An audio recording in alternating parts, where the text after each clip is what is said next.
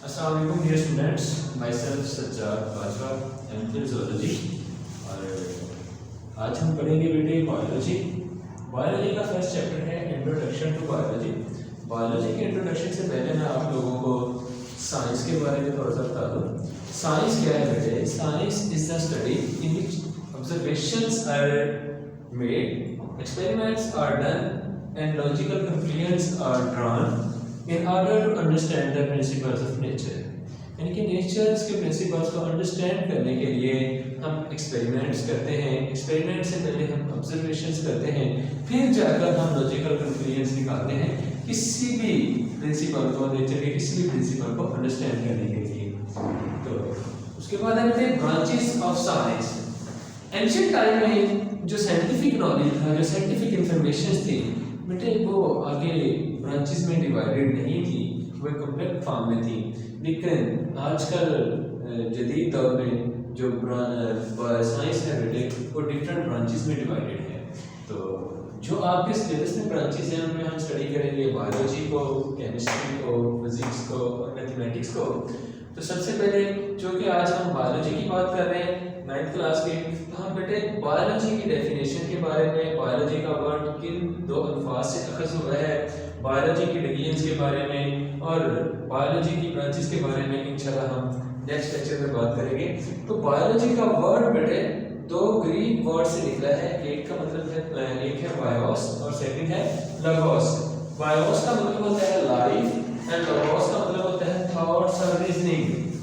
What kind of thoughts about the living organism, what kind of reasoning about the living organisms. तो बेटे इन तमाम चीज़ों को हम डिस्कस करते हैं।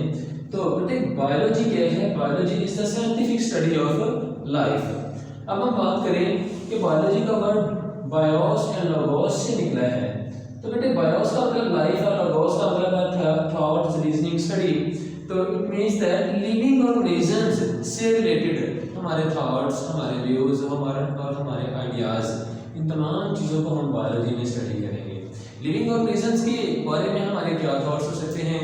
लिविंग ऑर्गेनिजम्स के बारे में हमारा थॉट्स है कि life is impossible without leaving organisms. कोई भी जो लिविंग ऑर्गेनिज्म है बेटे, उसके बगैर दूसरे ऑर्गेनिज्म जो हैं वो अपनी लाइफ को गुजार नहीं सकते, क्योंकि तमाम का आपस में रिलेशनशिप होते हैं। ठीक है, तो लिविंग ऑर्गेनिजम्स के इन तमाम पहलुओं को देखने के लिए हमें उनके स्ट्रक्चर्स की, उनके फंक्शंस की और उनके डिफरेंट एस्पेक्ट्स की स्टडी करना बहुत ज़रूरी है। ठीक है, उसके बाद हम बात करते हैं divisions and branches of biology की। तो डिवीजन्स बायोलॉजी बेसिकली बेटे 3 डिवीजन्स में डिवाइडेड है। सबसे पहली जो डिवीजन है उसे बोलते हैं ज़ूलॉजी। ज़ूलॉजी का वर्ड बेटे जू से निकला है, और जू का मतलब आपको पता है चिड़ियाघर होता है। तो बेटे जू के अंदर एनिमल्स होते हैं। तो ज़ूलॉजी जो है that is the division of biology in which deals with the study of animals. The division of biology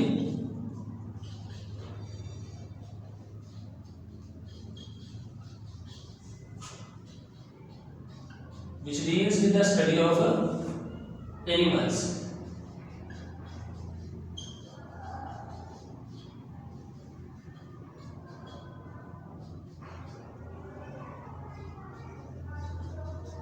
study of animals. अब सेकंड डिवीजन की बात करें तो सेकंड डिवीजन है बॉटनी। बॉटनी बेटे the division of biology that deals with the study of plants. तो botany और zoology में मेजर डिफरेंस ही यही है कि ज़ूलॉजी स्टडी है एनिमल्स की और बॉटनी है scientific study of plants. Next third division की हम बात करते हैं। तो थर्ड डिवीजन है बेटे माइक्रोबायोलॉजी। तो microbiology is the division of biology in which we study the micro organisms.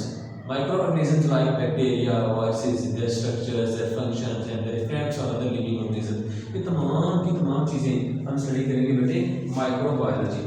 Means that microbiology is the division of biology in which we study the microorganisms, and microorganisms like bacteria, viruses, etc.